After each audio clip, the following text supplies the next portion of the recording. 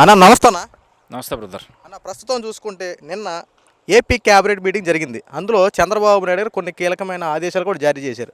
అందులో భాగంగానే జలజీవన్ మిషన్ అంటే చంద్రబాబు గారి హయాంలో కనుక చూసుకుంటే ప్రాజెక్టులు మళ్ళీ దానికి యథాస్థితికి వచ్చేస్తాయి. ఆయన యొక్క నిర్మాణం ఏదైనా చేపట్టాలనుకుంటే పనులు వేగవంతం చేస్తారు. అందులో భాగంగానే ఆగిపోయిన ప్రాజెక్టులన్నింటిని మళ్ళీ గాడిలో పెట్టే విధంగా క్యాబినెట్లో తీర్మానం తీసుకున్నారన్న.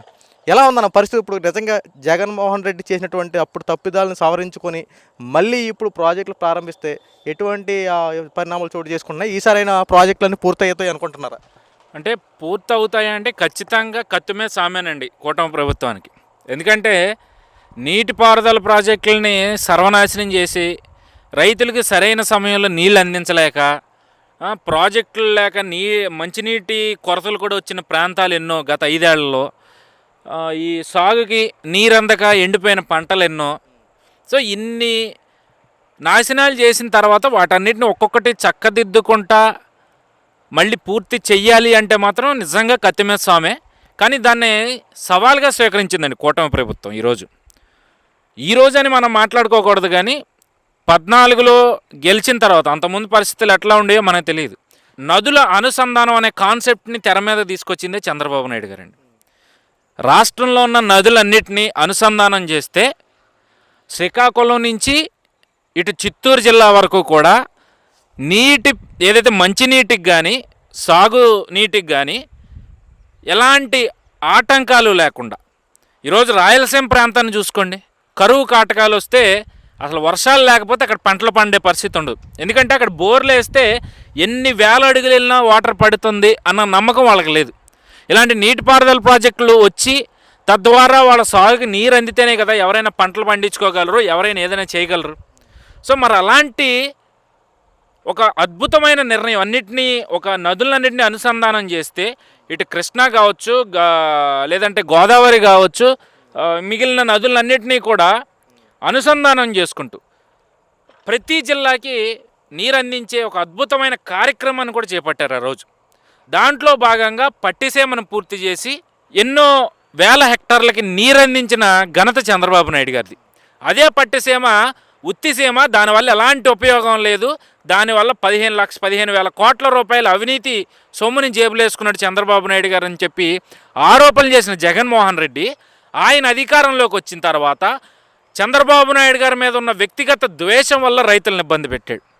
మొదటి 2 సంవత్సరాలు కూడా పట్టిసీమ ద్వారా నీళ్ళు అందించలేదండి ఈ వ్యక్తి. ఈవెన్ వెలుగొండ వరకు కూడా, వెలుగొండ ప్రాజెక్ట్ ఏదైతే ప్రకాశం జిల్లా ప్రాజెక్ట్ ఉందో అక్కడ వరకు కూడా పట్టిసీమ నీరు వెళ్ళే పరిస్థితి అండి. కానీ మొదటి 2 ఏళ్ళు ఇవ్వకుండా ఆఖరి 2 ఏళ్లలో కూడా సమయానికి నీరు ఇవ్వకుండా రైతులను ఇబ్బంది పెట్టిన ఈ మహానుభావుడు కేంద్ర ప్రభుత్వం దాదాపుగా ఈ జలజీవన ప్రాజెక్టులకి సంబంధించి 27,000 కోట్ల రూపాయల దగ్గరగా ప్రభుత్వం నిధులు ఇస్తే అయ్యగారు కేవలం 4,000 కోట్ల రూపాయలే ఖర్చు పెట్టాడు. మనం అదే పక్క రాష్ట్రాలు చూసుకుంటే దాదాపుగా 1,50,000 కోట్ల రూపాయలని ఈ నీటి ప్రాజెక్టులకు కావచ్చు, జలజీవన స్రవంతికి కావచ్చు వాళ్ళు ఉపయోగించిన పరిస్థితి. మరి ఈయన 27,000 కోట్లలో 4,000 కోట్ల రూపాయలు మాత్రమే ఈయన వెచ్చించి మిగిలిన డబ్బంతా ఏం చేశాడు? అటు పోలవరం పూర్తవలా, పట్టిసీమనే భ్రష్టు పట్టించారు, వెలుగొండ ప్రాజెక్టు అవ్వలేదు, అటు చిత్తూరు కడప సంబంధించిన ప్రాజెక్టులు వాటికి దిక్కు దివాణం లేదు. మరి ఏమైంది డబ్బంతా?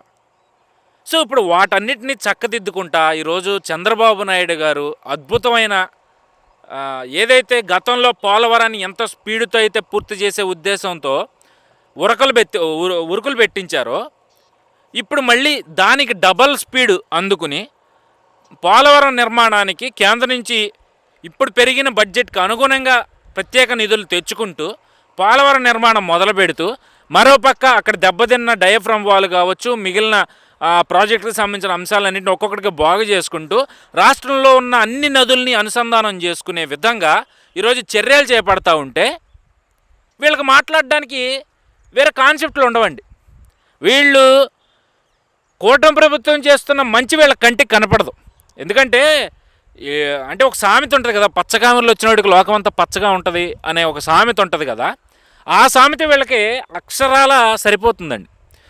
ఎందుకంటే జగన్మోహన్ రెడ్డి కళ్ళెదురుగా వాళ్ళ కార్యకర్త పీక కోసేసిన మా జగనన్న దేవుడనే భావించే అంత పసుపు రంగు వాళ్ళ, అంటే పసుపు రంగు అంటే మళ్ళీ ఇక్కడ నేను టీడీపీని అంటున్నారేమో అనుకుంటారేమో, నేను ఇక్కడ పచ్చకామర్లు అనే కాన్సెప్ట్కి అనుగుణంగా చెప్తా ఉన్నా. సరే, దీన్ని కొంత వైసీపీకి అనుగుణంగా మార్చుదాం. బులుగు కామెర్లు వచ్చినాడికి లోకమంతా బులుగ్గానే కనపడద్దు అన్నట్టుగా జగన్మోహన్ రెడ్డి తన సొంత కార్యకర్తనే అదే కార్యకర్తల ముందు పేగ్గోసి చంపేసిన వాళ్ళకి ఆ బులుగు రంగు కంటినిండా నిండిపోయి జగన్మోహన్ రెడ్డి పీక కోయలేదు, అతనికి విముక్తి కల్పించాడని గొప్పగా చెప్పుకునే బ్యాచ్ ఇది. సో ఈరోజు ప్రాజెక్టులు నాశనమైనవి, తద్వారా రాష్ట్రంలో అన్నదాత ఏడుపులు, ఆత్మహత్యలు ఎన్ని జరిగాయి? వాటన్నిటినీ కూడా రూపుమాపాలంటే ఖచ్చితంగా ఈ జల జీవన ఏదైతే ప్రాజెక్టులు ఉన్నాయో అవన్నీ కూడా పూర్తి కావాలి. వాటికి ప్రధానంగా అవన్నీ పూర్తి అవ్వాలి అంటే నదులన్నింటినీ కూడా అనుసంధానం చేయాలి.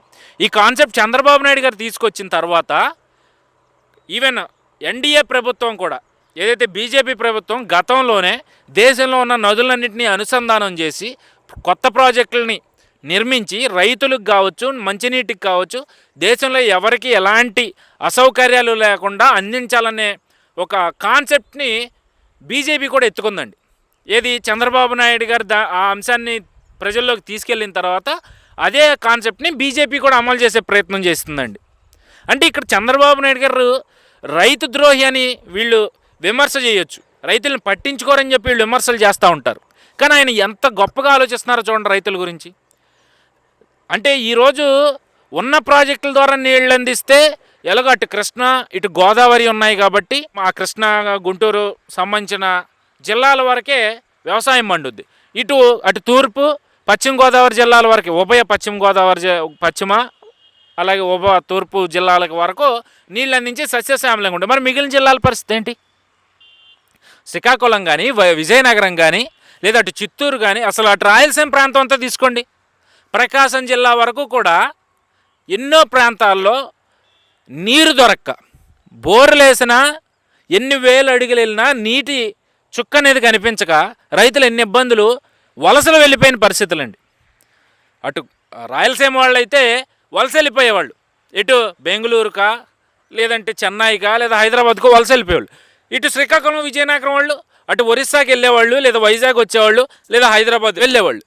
సో మరి ఆ వలసలన్నింటిని తగ్గించాలన్నా రైతులందరూ సస్యశ్యామలం. ప్రధానంగా ఆంధ్ర రాష్ట్రం అంటే అన్నపూర్ణ ఆంధ్రప్రదేశ్గా చెప్పుకుంటారు. ఈరోజు ఆ అన్నపూర్ణే రాష్ట్రంలో అడుగంటిపోతున్న పరిస్థితుల్లో కూటమి ప్రభుత్వం అధికారంలోకి రావడం, మళ్ళీ పాత ప్రాజెక్టులన్నింటినీ కూడా తెర మీదకి తీసుకురావడం, వాటిని పూర్తి చేసి ప్రజలకి నీరు అందించే ఒక అద్భుతమైన సదుద్దేశంతో పనులన్నీ కూడా చకచకా చేసుకుపోవడం. ఈ 6 నెలల్లోనే చూడండి, పోలవరం కానీ అటు వెలుగొండ ప్రాజెక్టులకు సంబంధించి కానీ ఎంత త్వరతగిన నిర్ణయాలు తీసుకుని ప్రాజెక్టుల మీద పనులు మొదలుపెట్టారో మనం చూస్తూ ఉన్నాం. సో ఖచ్చితంగా ఈరోజు క్యాబినెట్లో తీసుకున్న నిర్ణయం అయితే చాలా అద్భుతమైన నిర్ణయం. చంద్రబాబు నాయుడు గారు ఏదైతే కలగన్నారో, నదులు అనుసంధానం చేసి రాష్ట్రంలో ఈ మూల నుంచి ఆ మూల వరకు నీరు అందించాలనే కళ ఏదైతే ఉందో అది నాకు తెలిసి వీలైనంత త్వరలో వచ్చే 2-3 ఏళ్లలో ఆ కళ నెరవేరుతుందని అయితే నేను ఈ సందర్భంగా భావిస్తాను. Okay, thank you.